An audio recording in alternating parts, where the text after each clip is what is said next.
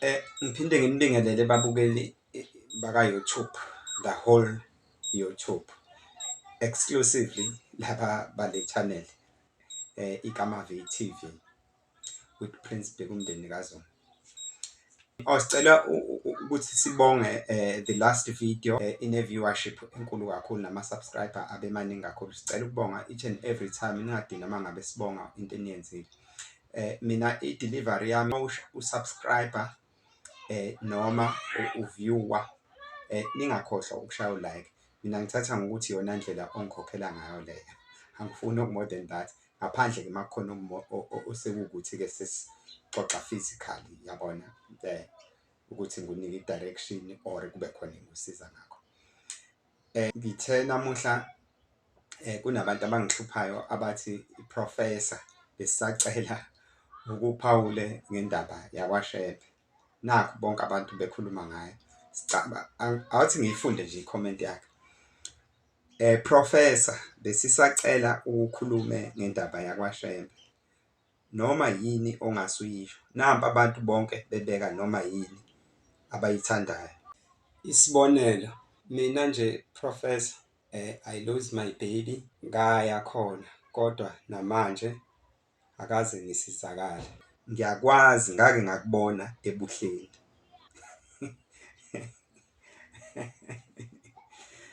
Le comment enjengalena aseqhamuke kaninganingana nje, yabona. Kuwukuthi vese i-description yethi yangivumela ukuthi ngikhulume ngeindaba zakaShembe, kodwa akufanele ngigamanxe ngikhulume eyithinta umndeni. Kufanele mina ngigcine ukukhuluma eyithinta mina nabo. Mase kufika kwezomndeni, hayi ngaphandle mase ngi-invite yibona ngoba nami angithandi umuntu egamanxe endabeni zomndeni wakithi. Okay, right. Please don't skip the adverts, guys. Ningakhohlwa ukushaya u-like, ni-subscribe. Siyabonga futhi ukubukela kwenu. Konke enikwenzayo kuyisibusiso kithi. uNkulunkulu sengathi anganibusisa. Before I move on, ngithanda ukuthi silumane lami hamba uye ku-Allah. Diya lami hamba uye kuMahamad. Mlungu wami nawe thabatha umqhele wakho uye kuJesu. Bese kuthi wena muntu omnyama hamba uya kuShembe nakuLhanyana. Lapho-ke kuzofika amakhodi elinke khona. Esinye sesibonelo nje engasisho njengokuthi nje ubulala umuntu ufihle. Musu uyasuka uyahamba uya kwaShembe uyocela usizo kodwa ungalikhulumi iqiniso lokuthi ucela into etholele. Ilapho-ke sizothola khona usuthi awusizakalanga. Njengoma isister nje lo kade ebhala ngakusho ukugcwala umlomo ukuthi inkinga yakhe lengane athi wayiluza. Ngiyaxolisa ukumhlulela kodwa wakhipha isizo. Yena ufuna usizo, akafuni ukuphumela obala ukuthi esho kuShembe ukuthi wakhipha isisu manje ucela inhlambuluko. Uma engakwenza nje lokho, guess what? Uzolithola lolu sizo alifunayo. Ngoba ungumuntu osilandelayo, ngeke libone igama lakhe. Ngiyacela enze indlela yokuthi econfess ukuthi lokho engikushoyo kuyiqiniso noma kungamanga. Futhi noma engakubhalanga kuma-comment, ikhona inamba ngihleze ngisho esitholakala kuyo. Ngeke ngize ngikusho phela lana angizile ukuze expose abantu. Ngicanthi kuyezwakala. Ngaphandle makukhona ongezwanga engabhala kwi-comment section. Kodwa-ke angisho ukuthi umuntu akahambe eyokholwa kuphi. Kukuwena ukuthi umoya wakho nabakini bakholela kuphi. Okay, right. Before we miss the topic, let me start on the starting point. Yabona leli bandla iNazareth Baptist Church elidume ngokuba ibandla lakwaShembe. Izinto zakhona umuntu onothisayo zi-based kakhulu esikweni lomuntu osuke esonta khona. Ayivamisile uxabana neculture yakho. Yize-ke kukhona-ke a dominating group esiyenza sengathi elayo uShembe akusiwo abantu ethnic group ethize mhlambe wonke umuntu uvumelekile ukusabatha kwaShembe, noma ngabe mhlophe ngokwebala, ngabe umlungu, bakhona abelungu abasabatha khona kwaShembe, ngabe uyindiya, ngabe uyini. uShembe ubaba uShembe uvule izandla ukuthi noma ubani uvumelekile ukusonta khona. Siyababona-ke laba sebelenza sengathi elabo ngoba li-based kakhulu esikweni labo. Phela kuyasebenza nakho ukuthi wayelihlobo lini ubaba uMqali Wendlela ukuthi wayelihlobo luni. Yikho into ey'ningi y'bukeka ngathi zi-based kwi-culture yalabo bantu, kodwa khona ezinye izinto othola ukuthi ziyayiphikisa leyo culture ngoba phela wayengayenzeli ukwenzela labo bantu abathize. uShembe wayenzela wonke umuntu ubaba uShembe.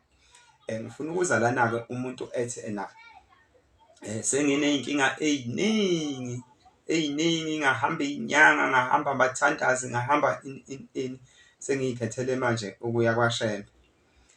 Zonke izinto zami ay'hlangani, nasekhaya kuney'nkinga, sengiy'khethele ukuya kwaShembe. Kodwa ngithe mase ngikhona kwaShembe nakhona angisizakali. Inkinga sengibona ukuthi nakhona shuthi ngoba ngingasizakali nje, kodwa ngibona kusiza. Inkinga enkulu kakhulu ngibona kusizakala abantu abangasonti khona, abafika bezonikela nje kuphela.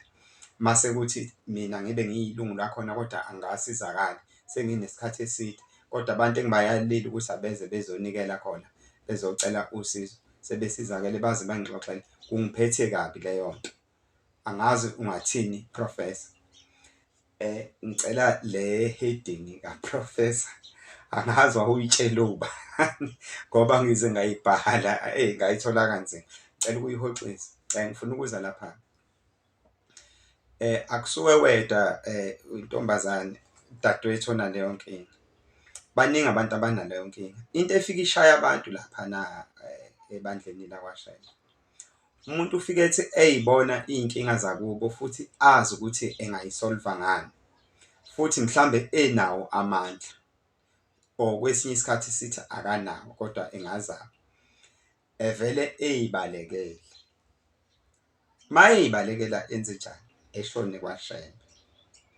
Uyazi ukuthi la ekhaya kwenziwa njani izinto zakhona, mangabe kushona umuntu, mangabe kwenzeka into ethize, makwenzeke lokhu, makwenziwa umsebenzi, kwenziwe ini. Ngokuthi ufuna ukubalekela i-responsibility eyishift mase uyoyideliver kuphi? Ubaba uShembe masethi usonta khona, usabatha khona. Ngicela ungasho ukuthi kuluphi uhlangothi, angikhulumi ngohlangothi la, ngikhuluma ngesonto lakaShembe, angikhulumi ukuthi luphi uhlangothi, angihlangani naleyo nto. Mase eyoyinikela khona ngendlela okhaliphe ngayo umoya kababa uShembe, uyakwazi ukuthi wena ukubone ukuthi ushifta i-responsibility, uyishiftela kuyena, kanti ungakwazi ukuyilungisa leya nto. Shuthi usungcolile-ke phambi kwamehlo kaShembe wena. Yikho uma ufika khona akalahli muntu, ufike kubuke nje eyithulele. Kuphela wena unembeza wakho okulahlayo ukuthi yazi leya nto ngangayenza kanjeni, kodwa njengokuthi fanele wenzele abantu bakini imisebenzi ethize, unawo amandla, kodwa ubukuthi lento izodla imali, usuyabaleka, ubalekela ebandleni lakaShembe. Umoya kaShembe unomoya kaNkulunkulu phakathi. uNkulunkulu impela uqobo lwakhe, unomoya kaNkulunkulu phakathi. Umoya kaShembe uyakwazi ukuthi ubone into oyihlelayo noyicabangayo, kodwa ngeke uzwe ekhuluma. Mose-ke kungenzeki-ke ngenxa yaleso sizathu, mase kufika-ke abantu abazoyicelela into ey'thize, abatshelwe uwena. Ngale nkathi-ke kwenzeka okwabo, ubaba uShembe usuke ekuphrovela ukuthi wena there is something wrong. Shuthi ngaba-ke kunembeza wakho noma emqondweni wakho noma enhlizweni yakho, uwena-ke owaziyo. Ngoba uma ungase uhambe uyolungisa lezi zinto ekade ngizisho, noma usho ukuthi ufuna amandla okulungisa lezi zinto lezi, uyabona ukuthi ukhuluma iqiniso manje. Nakanjani? Nginethemba lokuthi uyolithola usizo. Manje-ke abantu-ke bafuna ukuthi into eshaya nje abantu ukuthi babalekele iy'nto zabo mase befuna ukuy'fihlela laphana kubaba uShembe, kanti ubaba uShembe unomoya kaNkulunkulu, namehlo kaNkulunkulu, uyakwazi ukubona in advance noma in future. Yikho-ke wena dadewethu obhalile engazuthi into yakho ayenzeki. Angihloli, angibhuli, angiqubuli la, ngikhuluma kule question ebibhalwe udadewethu. Ngifuna nabanye bethathe iphethini kule nto le. Siyabonga.